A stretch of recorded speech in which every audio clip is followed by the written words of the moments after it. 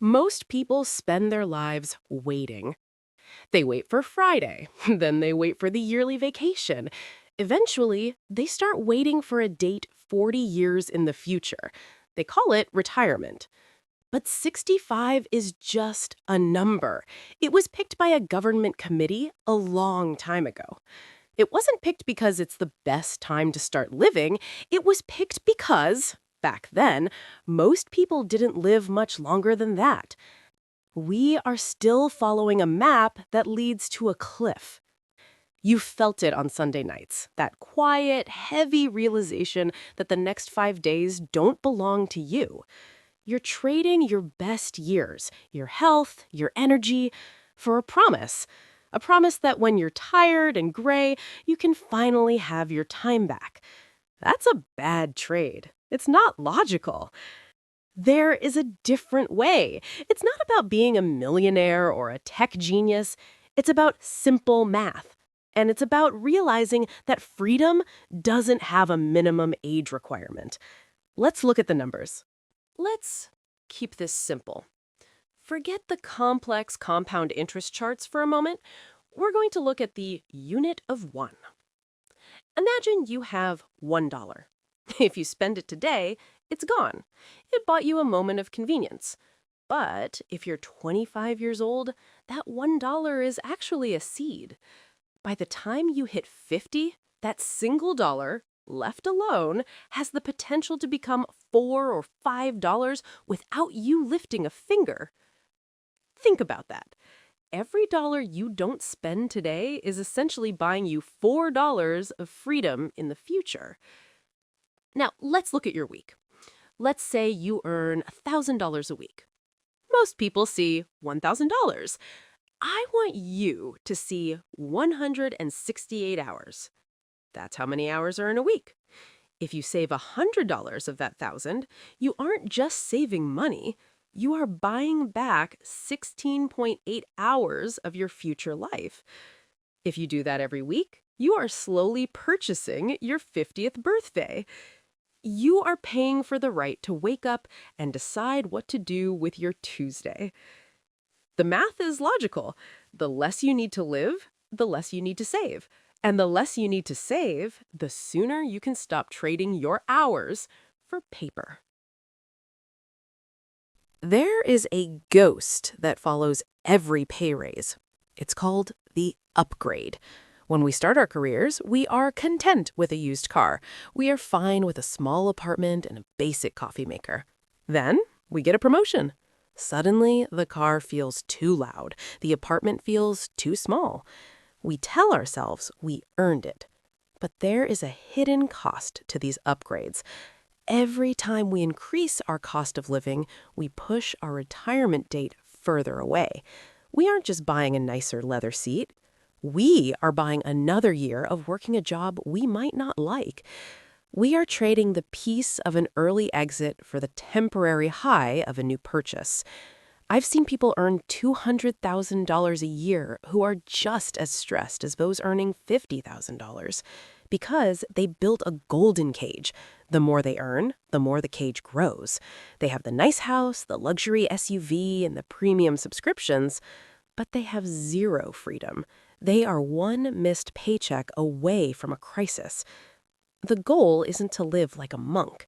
The goal is to be intentional, to realize that the ghost in your ledger is actually your future self asking for their time back. It's much easier to stay at a comfortable level than it is to downgrade later. Freedom is found in the gap between what you earn and what you spend. If you keep that gap wide, you stay in control. Let's get practical. Let's look at a scenario that feels real. Imagine your survival number is $500 a week. That covers your rent, your food, and your basic utilities. If you can live on $500 a week, your target for retirement isn't a vague $1 million. It's a specific amount of cash flow. To retire at 50, you need to solve a simple puzzle. How do I replace that $500 without working? Let's look at the rule of 25. If you need $26,000 a year, which is $500 a week, you need a nest egg of roughly $650,000. That number might sound big, but let's break it down into units you can handle. If you are 30 years old today, you have 20 years or 1,040 weeks to reach that goal. If you put away $300 a week into a simple index fund, and we assume a logical, historical return, by age 50, you aren't just okay, you are done. You've built a machine that spits out $500 every single week for the rest of your life. You didn't need a moonshot crypto investment. You didn't need to start a Fortune 500 company. You just needed to find a way to live on $500 while earning $800. That $300 gap is the price of your freedom. Every time you choose a home-cooked meal over a $50 delivery, you are buying a piece of your 50th year. The math doesn't lie, it just requires patience. Most people spend their lives chasing a more that doesn't exist. They think, if I just had that house, or if I just had that salary. But the finish line for more is always moving. If you want to retire at 50, you have to master a skill that isn't taught in school. The skill of being content. It's the ability to look at what you have and say, this is enough. Because if your happiness is tied to your spending, you are in a race you can't win.